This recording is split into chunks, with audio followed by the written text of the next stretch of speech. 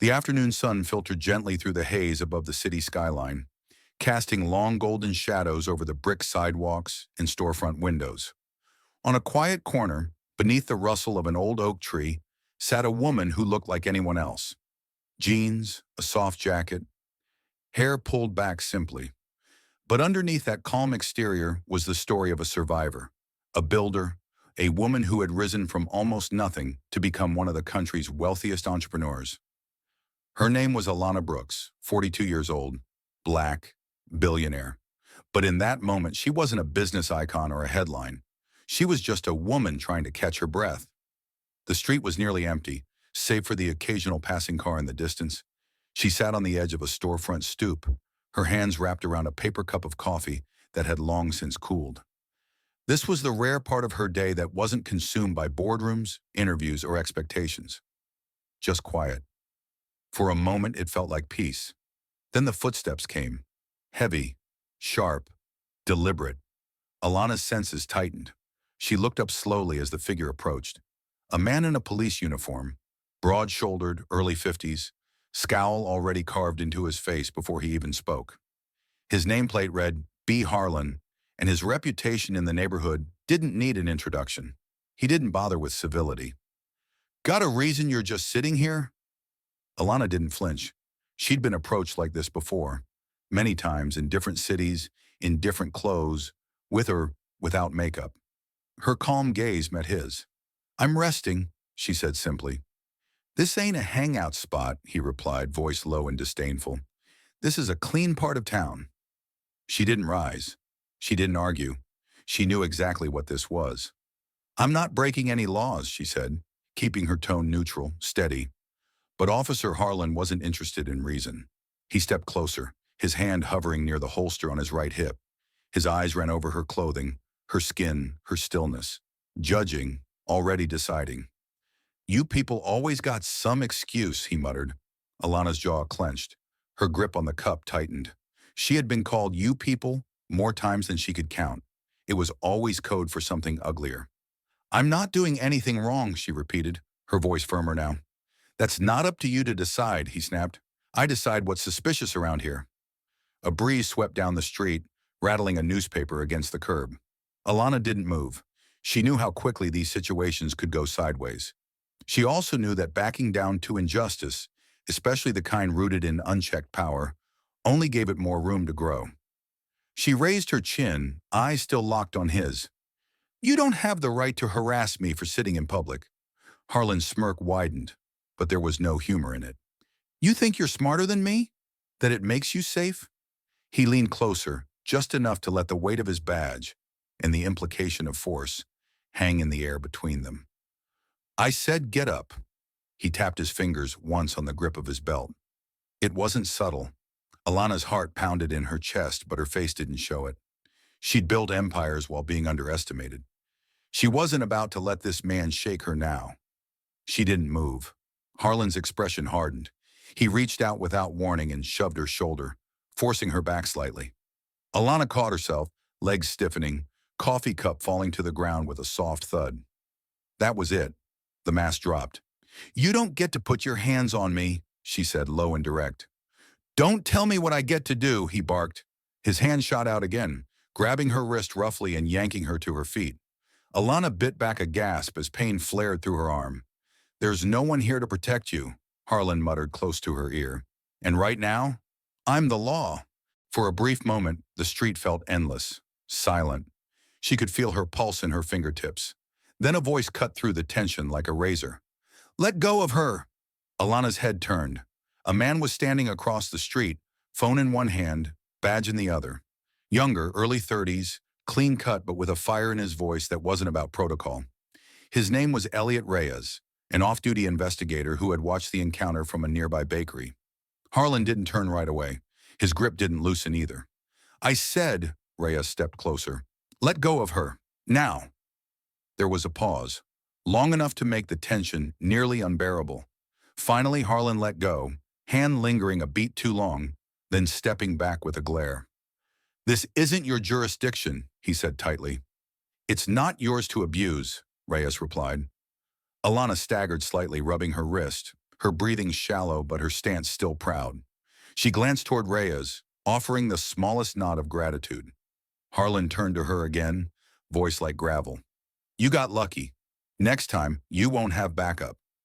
Then he walked off, boots loud against the pavement as he stalked toward his cruiser. Alana stood in the silence that followed, watching him disappear down the street. Her body still trembled slightly, not from fear, but fury. Reyes walked up beside her, not too close, not intrusive. You okay? Alana nodded once, then looked up at the sky for a moment. Thank you, she said quietly.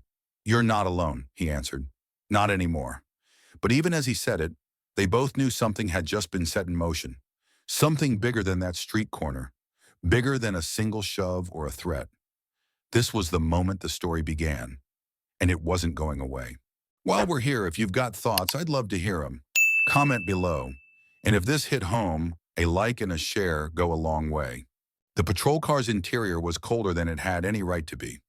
Alana sat stiffly in the back, her wrists sore from the tight cuffs, the vinyl seat unyielding against her back. She didn't speak, didn't ask questions, didn't demand answers. She just watched the blur of city lights pass beyond the window, refusing to let Harlan see her flinch. Officer Harlan hadn't said a word since forcing her into the car. His jaw was locked, his hands clenched on the steering wheel, as if he needed something to control. She knew this wasn't just about suspicion, it was about power, and he was making sure she understood exactly who he thought held it. The station was dim and drab when they arrived, fluorescent lights buzzing overhead, the air smelling like old coffee and bleach. Harlan marched her through the lobby without acknowledging anyone. She saw a few other officers glance their way. Some looked away quickly, others stared too long. No one said a thing. Inside the small, gray-walled interrogation room, the silence grew thicker. Harlan removed the cuffs with a jerk, pushed her lightly into the metal chair, then left without a word. The sound of the door locking echoed like a challenge. Alana exhaled slowly. Her wrist throbbed, but she ignored it. She'd been through worse, much worse. This wasn't her first time being underestimated, and it wouldn't be the last. But this was different. This wasn't some boardroom full of smug billionaires sneering at her seat at the table. This was a uniformed man backed by a broken system, one that could twist her silence into guilt if she let it. The clock ticked. 10 minutes passed. 15. She sat upright, shoulders squared, hands folded on the table in front of her. Then the door opened again. Harlan stepped back in, slower this time, like a wolf circling prey. Feeling comfortable? He asked, mock sweetness laced in every word. Alana didn't answer. He leaned against the wall, arms crossed, watching her. You think what happened out there changes anything? That guy, the one with the badge? He's nothing. You think you're untouchable? You think money makes you right? She finally looked at him, her voice level. I think the law should protect people, not terrorize them. His jaw twitched. You think you've got this all figured out? Number, I think I have the right to sit on a sidewalk without being assaulted. Harlan's smile faded. Let me tell you something, Ms. Brooks. People like you think the world bends for them. But out here, I make the rules. And you crossed me. He slammed a folder onto the table. She didn't flinch. At that moment, the door burst open behind him. A tall black woman in a deep blue blazer strode in like she owned the air around her. Late 40s, polished, eyes like a steel trap. Behind her came Reyes, his face grim, phone still in hand. Don't say another word, Ms. Brooks, the woman said firmly as she placed a thick briefcase on the table. I'm your attorney. Name's Jasmine Keller. Harlan stepped back, face souring. She's not even booked. She's being detained under false pretenses, and I've already spoken to the DA's office. Keller snapped. So unless you'd like to add obstruction of justice and unlawful detainment to your growing list of mistakes, I suggest you leave the room. Now. Reyes stood beside her, nodding once at Alana. His presence was calm, but underneath it pulsed quiet fury. Harlan hesitated, then left, muttering under his breath. The moment the door shut, Keller turned to Alana. Are you hurt? I'll be okay, Alana said, voice low. Did he say anything before bringing you in? Alana gave her the short version. How he approached her, the shove, the grip on her arm. Keller wrote everything down, her pen moving fast. He crossed so many lines we could take our pick, she muttered. Reyes leaned against the wall, arms folded. We have witnesses from the bakery, some video too. Keller nodded. Good. I want a statement from Alana, a complaint filed with internal affairs, and media backup ready to go. We're not going to let this fade into the system. Alana looked between them. Reyes standing tall beside her without obligation, and Keller already 10 steps ahead. She felt something stir in her chest. Not just relief, but something deeper. Purpose. They're going to fight back, she said quietly. They'll dig into my past, my business, my family. Try to flip the story. They'll try, Keller said, eyes sharp. But I've taken down bigger sharks than Harlan. They'll learn real fast this isn't the woman to mess with. I'm not doing this just for me, Alana said. This isn't about headlines. It's about justice. And I'm ready. Reyes smiled faintly, nodding. Then you're not alone. The room fell silent again, but the tone had changed. It wasn't fear anymore. It was fire. The kind that doesn't burn out easily.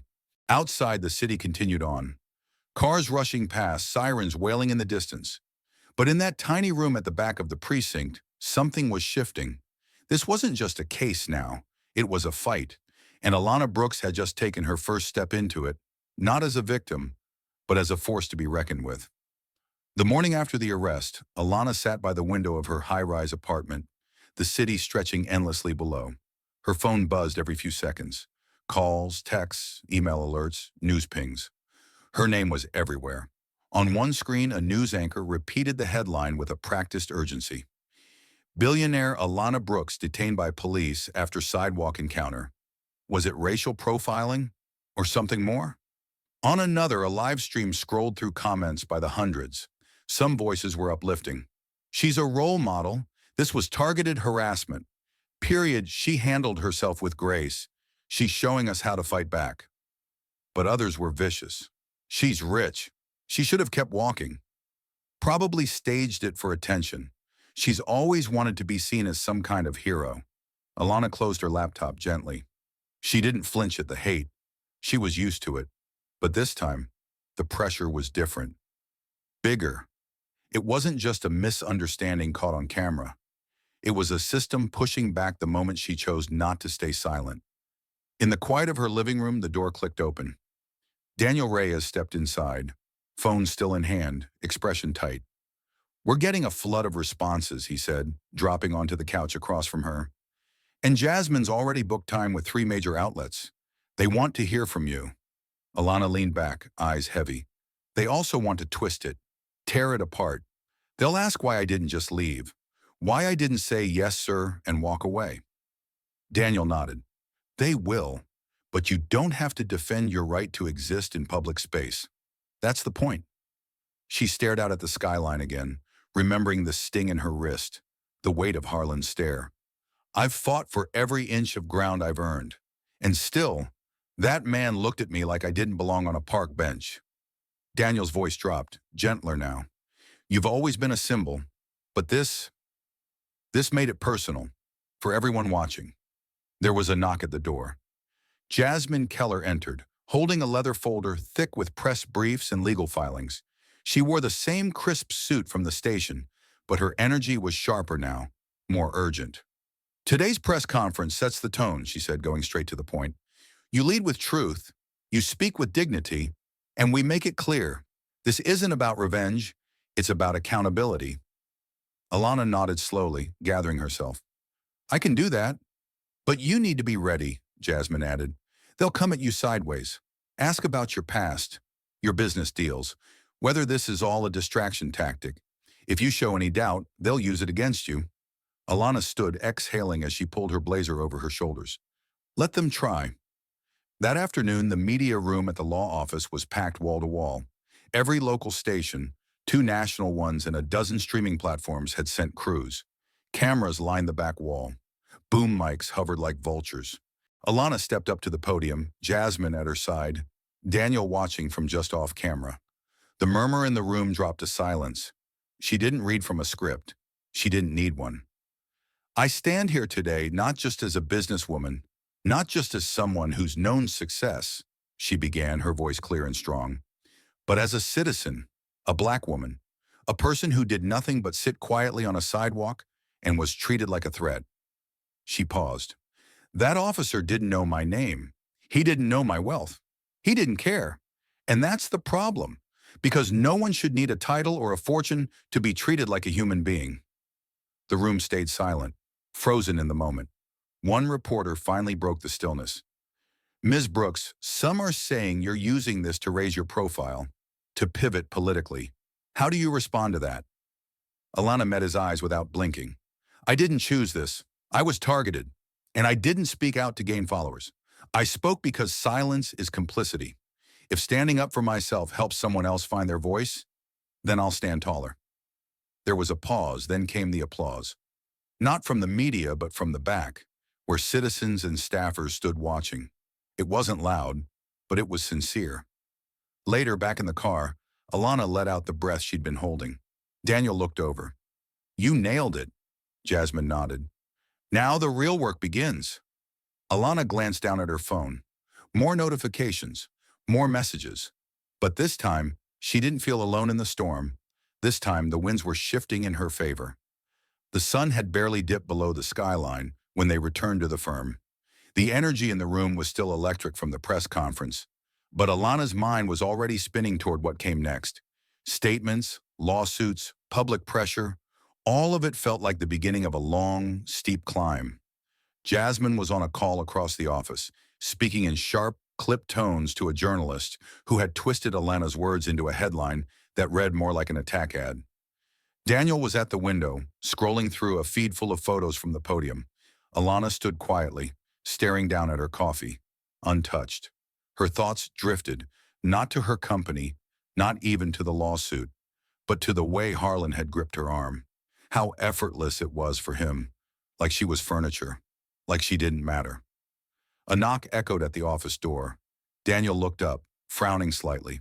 Standing just outside the glass was a man in uniform. Not Harlan, taller, leaner, early 40s maybe. His face looked tense, like someone carrying more weight than one badge should. Alana stepped forward cautiously, her shoulders stiffening as Daniel opened the door. Ms. Brooks? The man asked, voice even. Yes. My name's Officer Ray Grant. I've come because I need to speak with you. In private, if that's all right. Jasmine ended her call and stepped closer, eyeing him with cautious suspicion. You with Internal Affairs? Number not yet, Grant said, but I probably should be. They let him in, but no one sat down.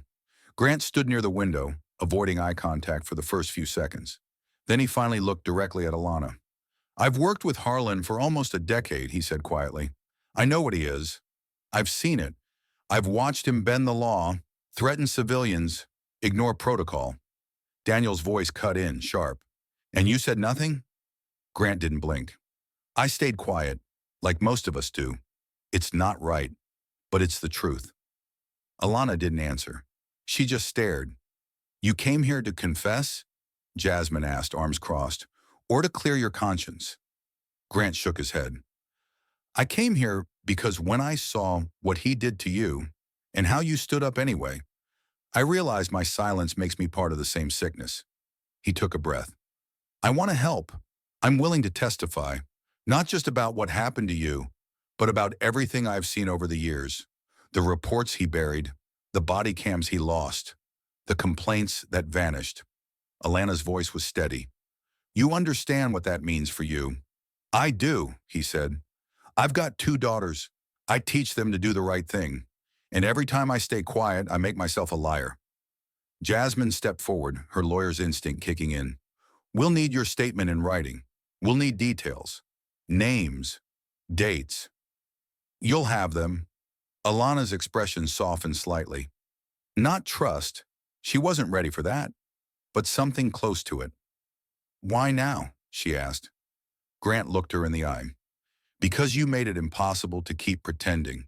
You showed the whole city what's broken. I'm just doing my part to fix it. For the first time since the arrest, Alana felt a crack in the wall she'd built to keep the weight out. Someone inside the system was stepping forward, voluntarily. Jasmine nodded once, her expression still guarded but firm. Then we move fast. Your testimony could change everything. Grant offered a faint smile. Then let's change it. As he left, Alana walked to the window and watched him cross the street, shoulders squared but steps heavy. She didn't know how many more would come forward. Maybe none. Maybe he'd be the only one. But it was enough to start. Beside her, Daniel spoke quietly. You just gained your first insider. Alana didn't take her eyes off the street. No, she said. We just gained our first crack in the wall. And cracks, when hit hard enough, become openings. The courthouse was a fortress of glass and stone, its marble steps slick from the early morning drizzle. Reporters had already taken their positions along the sidewalk, microphones in hand, camera crews hustling to set up before the crowd thickened. Supporters were arriving too, some with signs, others just with silent presence. Alana stood at the edge of it all, watching the swirl of attention but not absorbing it. Her suit was simple but sharp, her hair pulled back tight, her expression unreadable. Jasmine was beside her, checking notes with one hand and adjusting her blazer with the other. Daniel stood behind them both, his eyes scanning the building like a hawk looking for trouble. Today wasn't a press event. Today was war. Inside, the courtroom buzzed with quiet tension. On one side sat a row of Alana's supporters and legal aides. On the other, officers in uniform, legal representatives from the department, and a scattering of stone-faced officials watching every move like it was a threat to the old order. And at the defense table sat Officer Harlan. He looked thinner than before, more tired, but his eyes still burned with that same arrogant fire, the look of someone convinced they could spin truth into dust. Alana took her seat at the plaintiff's table. Jasmine dropped a thick folder of documents beside her and whispered without turning, "We start strong. Don't flinch." The judge entered. Court was called to order, and just like that, the trial began. Jasmine rose and approached the jury box, her heels silent on the polished floor. "Ladies and gentlemen," she began, voice steady, "this case is not just about an arrest. It's about the abuse of power. It's about a system that gives too much authority to people who think a badge protects them from accountability. This is about what happens when someone like Alana Brooks is told she doesn't belong, when she's treated not as a citizen, but as a problem to remove." The jurors watched her closely, their expressions neutral but attentive. "And this case isn't just hers," Jasmine continued. "It belongs to every person who's been told they're a threat for sitting, walking, existing." She returned to her seat without flourish, just purpose. The defense opened with a more guarded tone. Harlan's attorney leaned on procedural ambiguity, suggesting the officer had probable cause, citing community safety, even suggesting Alana matched a vague description of a suspect from earlier that day. Alana didn't react. She knew this tactic. Paint the victim into the shape of a threat. Frame control as concern. Then it was time for witnesses. Ray Grant was the first. He walked slowly to the stand, adjusting his tie, jaw tight.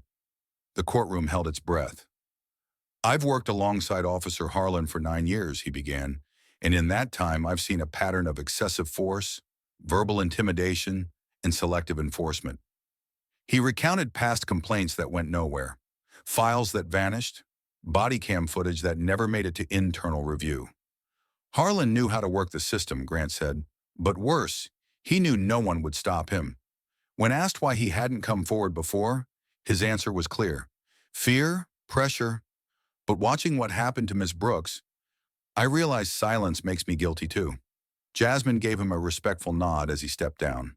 Harlan's lawyer tried to discredit him, pointing to the sudden timing of his confession, implying he was motivated by guilt or ambition. "My motivation is justice," Grant said calmly. "Nothing else." The courtroom murmured. Then Alana was called. She walked to the stand with steady steps, placed her hand on the Bible, then sat down and faced the jury like she was meeting old friends. Her testimony was measured, clear. She spoke about the sidewalk, the shove, the pain in her arm. But she also spoke about the weight of the stare, the kind that says, "You don't belong." "I've built companies, employed thousands, donated to schools and hospitals," she said, voice strong. "And yet that day, none of it mattered. I was just another black woman in the wrong place at the wrong time. The room was silent. When asked what she hoped to gain, her answer was simple. Accountability, not just for me, but for anyone who can't fight back. The defense tried to rattle her. They asked about her wealth, her influence, whether she was using this case for image building. She didn't blink. I don't need more headlines, she said. I need the truth to matter. By the time she stepped down, even the spectators who'd arrived skeptical were leaning forward in their seats. The rest of the day played out in filings, counter-arguments, legal dance steps. But the energy had shifted. The case no longer felt like a question, it felt like a reckoning. Outside, the press waited. Alana didn't speak this time. She just walked down the steps, her lawyer on one side, Daniel on the other. "We're winning the jury," Jasmine said under her breath. Alana nodded, but she wasn't celebrating, not yet. Because justice wasn't just a verdict, it was the start of something bigger, and she was still walking toward it. The second day of the trial began with a slow, humming tension that seemed to coat everything, from the polished courtroom floors to the rustling suits of the legal teams. The media had returned in full force, cameras posted outside like sentries, waiting for history to happen. Inside, Alana sat quietly at the plaintiff's table, her hands clasped in her lap, her breathing steady but tight. She didn't know what the jury would decide, but she knew she'd told the truth. She had stood tall in a system built to make her feel small. Jasmine leaned in beside her, whispering just above a breath. "No matter how this ends, you've already changed the story." Alana nodded once, her eyes fixed ahead. Across the room, Officer Harlan sat flanked by his attorneys. His face was stoic, but the slight twitch in his fingers as he tapped the table betrayed him. For all the confidence he'd exuded at the start, something had cracked underneath. The closing arguments began. Jasmine rose, papers in hand but unread. She didn't need them. "This isn't about a moment," she said, facing the jury. "It's about a mindset, a system that allows someone with a badge to treat a citizen like a threat, without cause, without consequence, and without apology." She pointed to Alana gently. She didn't provoke. She didn't resist. She didn't fight. But she was handled like a problem, a statistic, a symbol of something feared. Her voice remained calm, but every word struck like stone. And if we allow that behavior to go unchecked, we send a message that justice is selective, that rights come with conditions, that silence is safer than truth. Then came the defense's rebuttal, longer, more calculated. They used legal jargon, policy loopholes, cited community risk, and split-second decision-making. But it lacked conviction. It sounded like someone trying to build a wall with wet paper. The jury was dismissed. The waiting began. Hours passed like days. Alana sat in the hallway outside the courtroom, legs crossed, hands resting lightly on her knee. Daniel paced nearby, scrolling through his phone, trying to ignore the noise. Jasmine stayed seated, scanning court transcripts, though her eyes weren't really reading. Finally, the courtroom doors opened. "All rise," the bailiff called. Alana stood, heart pounding. The jurors filed in, solemn, unreadable. The four-person rows. "We, the jury, find the defendant, Officer Brian Harlan, guilty on all counts." The words hit like thunder. There was no applause, not yet. Just silence, sharp, ringing silence. Then a ripple of exhale across the room. Some closed their eyes. Some stared straight ahead. Daniel gripped the back of Alana's chair, blinking hard. Jasmine let out a breath and finally smiled. Alana stood still for a long moment, her expression unreadable. Then her shoulders eased, her jaw relaxed. The weight, the one that had pressed against her since the moment she was forced into that patrol car, finally began to lift. Harlan didn't speak. He didn't look at her. His hands were clenched. His lawyer whispered something, but he didn't respond. Outside the courthouse, a sea of people waited. As Alana stepped out into the sunlight, a cheer went up. Not like a stadium roar, but a collective release. People clapped. Some raised fists. Others simply stood with quiet reverence, holding signs that read, "Justice for all," and "This stops now." A young reporter pushed forward, her microphone shaking slightly. "Ms. Brooks, what does this verdict mean to you?" Alana looked out at the crowd, then back at the cameras. It means accountability is possible, she said. It means power has limits. And it means no one should be afraid to speak up just because they aren't believed. Because today, we were heard. The crowd erupted again. Daniel placed a hand on her shoulder, his voice low. You did it. She turned to him, her voice just above a whisper. We did. Jasmine joined them, the faintest smile on her face. And it's not over. Now we go after policy change, structural reform. This was step one. Alana nodded. She looked back at the courthouse steps, where just days ago, she was forced to prove her humanity under fluorescent lights and cold suspicion. Now she walked down those same steps, not as a victim, but as a catalyst. And the world was watching. The courthouse steps were nearly empty now, the late afternoon sun casting long streaks of gold across the concrete. The crowd had started to thin, the reporters had packed up their gear, and the cameras had stopped flashing. But Alana Brooks remained, standing at the top of those steps, her gaze locked on the horizon. This wasn't just the end of a trial, it was the beginning of something deeper. Inside the marble lobby behind her, Daniel and Jasmine gathered the last of the case files. Their voices echoed faintly through the tall ceilings. They didn't speak about victory, not yet, because they all knew one verdict didn't rewrite the system. One officer behind bars didn't rebuild trust, but it was a crack, a shift, a first move. Alana stepped back inside, where the hallways felt cooler now, lighter. In the center of the lobby stood a man in uniform, his posture respectful, hands folded, eyes serious. It was Officer Ray Grant. Ms. Brooks, he said, voice steady, I just wanted to say thank you. Alana paused, then gave him a slight nod. You stood up when you didn't have to. I should be thanking you. He shook his head gently. You reminded me who I was supposed to be. Behind her, Jasmine approached with a new file in hand. We've already received contact from 2 other officers. They want to talk about their own experiences with Harlan and with others like him. I think the wall is finally cracking. Alana looked from Jasmine to Grant, then back toward the heavy courthouse doors. We can't stop here, she said. This can't be where the story ends. Daniel walked up, setting a folder on the bench nearby. It won't be. Not if we keep pushing. Jasmine nodded. We need to expand the lawsuit. Target systemic failures. Not just the officers, but the people who protected them. And the policies, Alana added. The silence written into the rules. There was a moment of quiet, not heavy, just reflective. The kind that comes when people realize they're on the edge of something that matters. A phone buzzed. Daniel checked it. It's the press, he said. They want a final statement, one for the evening news. Alana gave a small smile. Let's give them one. Later that evening, the city's largest media outlet aired a special segment titled The Turning Point. The screen faded in from black, and there stood Alana, center frame, no podium, no microphone.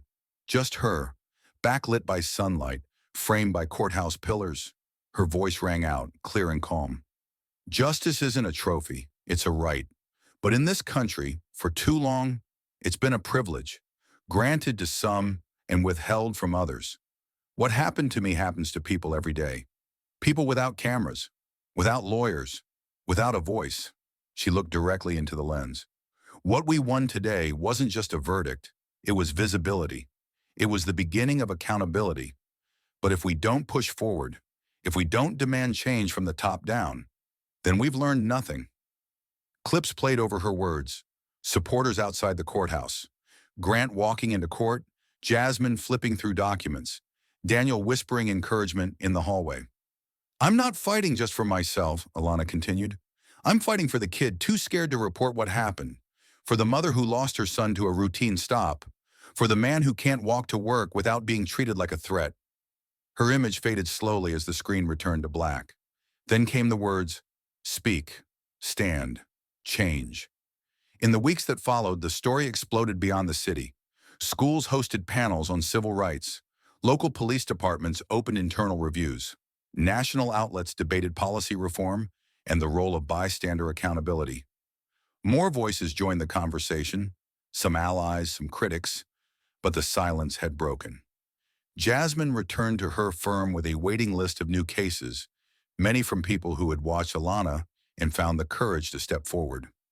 Daniel left his position at the department to launch a nonprofit focused on civic defense and citizen oversight. And Alana, she didn't disappear into boardrooms or luxury escapes. She launched a foundation, the Brooks Initiative for Justice, focused on legal aid, accountability training, and policy reform grants for grassroots organizers. Her face appeared on magazine covers and news panels, not as a celebrity, but as a symbol of something unshakable. Still, she stayed grounded. One evening, weeks after the trial, she stood in the same neighborhood where it all began.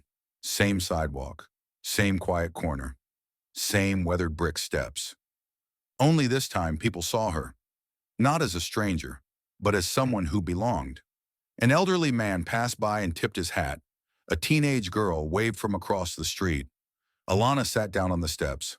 No cameras, no police lights, no press releases, just peace, because that's what she'd fought for. And it was only the beginning.